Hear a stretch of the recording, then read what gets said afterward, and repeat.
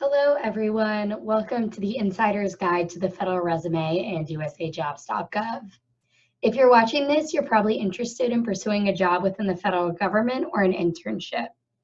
For a quick overview, USA Jobs is the job or internship posting site that most federal agencies use. Throughout this video, we will go over the biggest differences between regular resumes and federal resumes, how to write a federal resume, and how to use USA Jobs.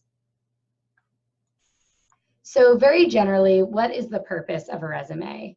There's quite a lot. Recruiters use resumes to screen candidates in order to make sure they're qualified and to guide them during interviews. As applicants, we can use resumes as a marketing tool for skills and qualifications. Additionally, it is important to note that a resume is only one aspect of the job search and it isn't all or nothing. So how is a federal resume different? The most apparent one is that this is the application for most federal agencies.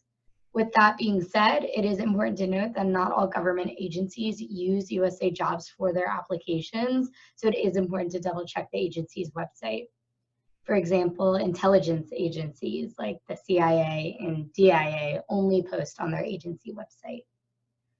Additionally, the federal resume basically is your application for most positions, whereas a normal resume is typically supplemented by other materials.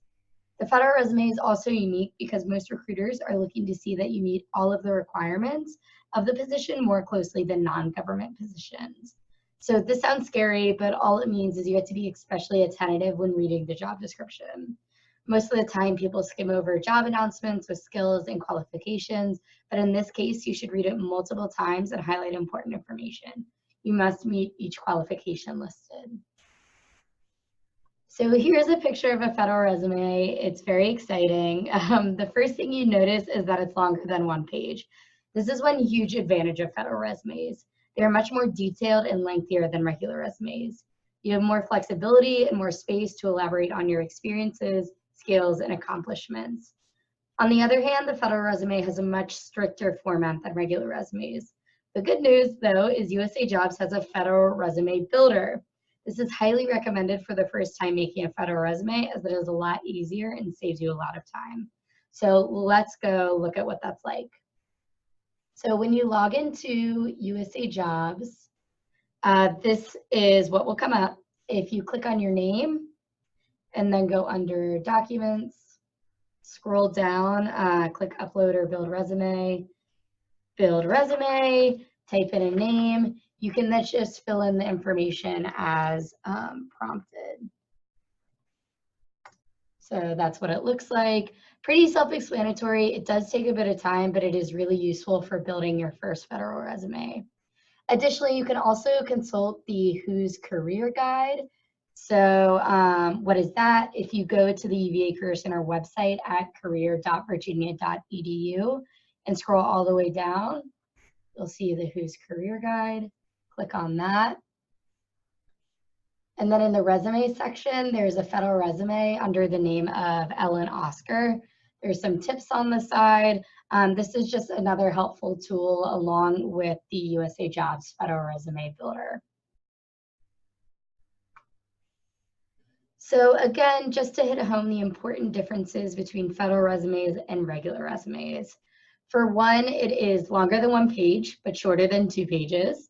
The required information for relevant experience is much more detailed for the federal resume, where you need to include the position's address, salary, and the average hours per week that you worked. This is in addition to including the position title and dates you would include in a typical resume. For relevant experience, feel free to include unpaid experiences and just put the salary as unpaid, $0, or without compensation. Additionally, when filling out the work experience section, USA Jobs will ask you, may we contact your supervisor, where you can select yes, no, or contact me first. If you select yes or contact me first, you'll need to input your supervisor's name and contact information, which is different from a regular resume. Including your supervisor's name and contact information is technically optional, where you can select no, but this would probably indicate an issue or a red flag to the recruiter. It is best practice to indicate yes and include the reference information. As mentioned before, the federal resume is much more detailed. Use keywords that are similar to those within the job description. If you are having trouble finding the most important information, place the text of the job description into something called a word cloud. You can just Google word cloud, or you can visit the website www.wordle.net. That is spelled WORDLE.net. Once you plug the information into the word cloud, it will then show you the most used words within the job description, which you can use as a guide for the most important skills that they're looking for.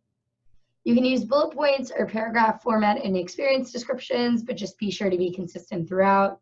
So if you use bullet points for one experience, use bullet points for the next. So moving on to the content of the federal resume. The education section is pretty comparable to the typical resume. Be sure to check out the Who's Guide for a variety of examples of what that looks like. You can include honors like Dean's List, coursework, and projects that are relevant to the job or internship that you're applying for. As for work experience, each entry needs to serve a specific purpose. So be detailed and make it specific to the job you're applying for. Make it as tailored as possible. Additionally, highlight any results you have from the experience.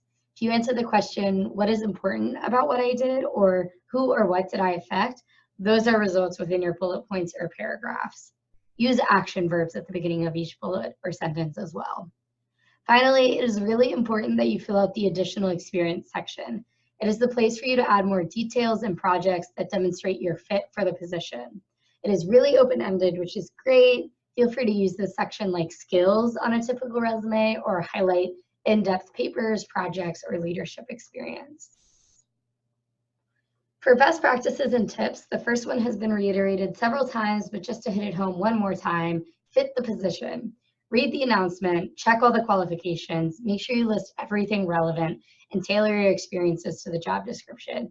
Use their words or language when creating your resume. Additionally, don't procrastinate. Leave enough time for any glitches. When jobs close, they close. Applications will list if they have a closing date or an application limit. For example, the job posting may close July 1st or until they reach 100 applications, whichever is first. This is usually stated in the announcement, but nonetheless, make sure you do not procrastinate. Also, read the application instructions to make sure you don't miss anything, and use the resume builder on USA Jobs. Again, it's a lot easier and it makes sure you have the correct formatting. Also, make sure to check the agency you're interested in, as they might not post on USA Jobs. And finally, include a cover letter with your application unless the description explicitly states not to. Okay, so you've heard so much about it, USA Jobs. Making a profile is really easy and quick. If you have any experience with Handshake, it's really similar to that. There are search strategies you can use to make finding a job or internship easier on USA Jobs. Within jobs in the government, there's something called the General Schedule, or GS levels, which are pretty much pay levels that are also split up by education. GS 4 to 7 is for bachelor's degree holders, 9 is for master's, and 11 is for doctoral degrees. This is the general breakdown, but be sure to read the description because you may qualify for certain GS levels by certain requirements and experiences that you've had in the past. So here's where to find that. So you go to USA Jobs and say you're looking for something in policy. So you search in the search bar, scroll down and pick grade. These are the GS levels. You can select where you are and anything below that level. Again, make sure to read the job description to see if you may qualify for a higher GS level. You can also search by major. It provides you the occupational series, which are general job categories that jobs or internships are sorted into. You can search by major and occupational series on USA Jobs. So if you look up federal occupations by college majors USA Jobs and click on the first link, this is what comes up. You can scroll through and look for your major. So if you're majoring in accounting, it gives you a 4-digit number so that when you're looking for a job, you can go under series and select what 4-digit number that is. Finally, your application may move you from USA Jobs to the agency portal, which may include additional questions. If you're asked special rating questions on skills, be truthful, but do not be modest. Again, the recruiter is looking to see that you meet all of the requirements of the position more closely than non-government positions. So if someone else rates themselves high and you're rating yourself consistently low, or between 5 and 8 on a scale from 1 to 10, you'll be weakening your application compared to the other applicants who are rating themselves at a higher level. Thank you so much for watching. If you're interested in public service and government, be sure to sign up for the public service and government newsletter through Handshake. You can find Handshake by going to the Career Center website, clicking on Handshake up here, click log in, and then that will bring you to this page, which you can access through NetBadge.